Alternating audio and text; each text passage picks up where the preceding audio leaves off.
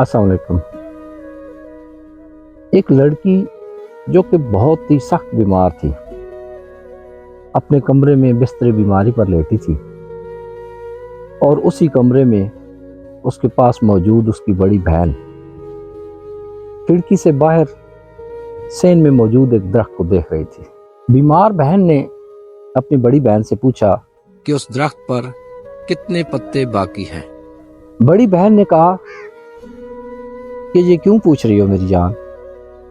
بیمار بچی نے کہا میں اس لیے پوچھ رہی ہوں کہ جب اس درخت کا آخری پتا بھی گر جائے گا تو اس کے ساتھ ہی میں اپنی اس بیماری کی وجہ سے مر جاؤں گی۔ بڑی بہن نے کہا کہ چلیں ایسا کرتے ہیں، جب تک اس درخت پر پتے موجود ہیں ہم زندگی کو بھرپور طریقے سے جینے کی کوشش کرتے ہیں اور زندگی سے لطف اندوز ہوتے ہیں۔ وقت گزرتا گیا اور موسم کے ساتھ ساتھ پتے جھڑتے گئے، خزاں ختم ہو گئی، تمام پتے گر گئے، یہاں تک کہ اس درخت پر صرف ایک پتا رہ گیا۔ پورا سال گزر گیا، وہ بیمار بچی روز اس درخت کو دیکھتی، لیکن حیران تھی کہ اس درخت کا وہ ایک پتا موزانہ طریقے سے پورا سال نہ گرا۔ اس کی بہن نے پورا سال اس کے ساتھ اچھا وقت بتایا اور تقریباً 1 سال کے عرصے میں چھوٹی بہن صحت مند ہو گئی۔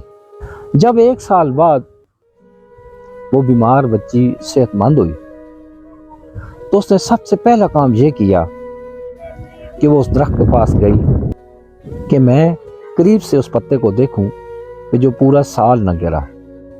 جب وہ بچی اس درخت کے قریب پہنچی تو وہ بہت حیران ہوئی، چونکہ اس کی بڑی بہن نے ان پتوں میں ایک پتا پلاسٹک کا لگا دیا تھا، اور ظاہر ہے جب سارے پتے گر گئے تو وہ پلاسٹک کا پتا وہیں چپکا رہا کہ اس ایک پتے کے نہ گرنے کی وجہ سے اس کے اندر اعتماد پیدا ہوا اور وہ دن بدن صحت مند ہوتی گئی۔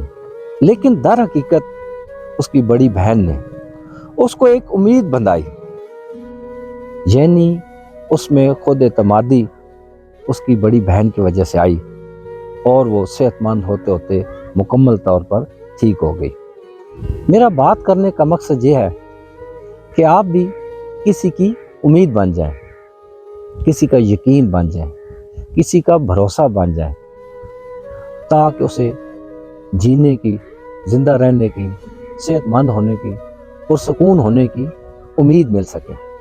ہمیشہ اپنے رویے سے دوسروں کا حوصلہ بڑھائیں، یقین کریں جتنی خوشی آپ کسی کو دیں گے اس سے کئی گنا زیادہ خوشی آپ کو اللہ تعالیٰ عطا فرمائے گا۔ کچھ ہی دن کی تو زندگی ہے، ہم نے کون سا یہاں پہ صدیوں جینا ہے۔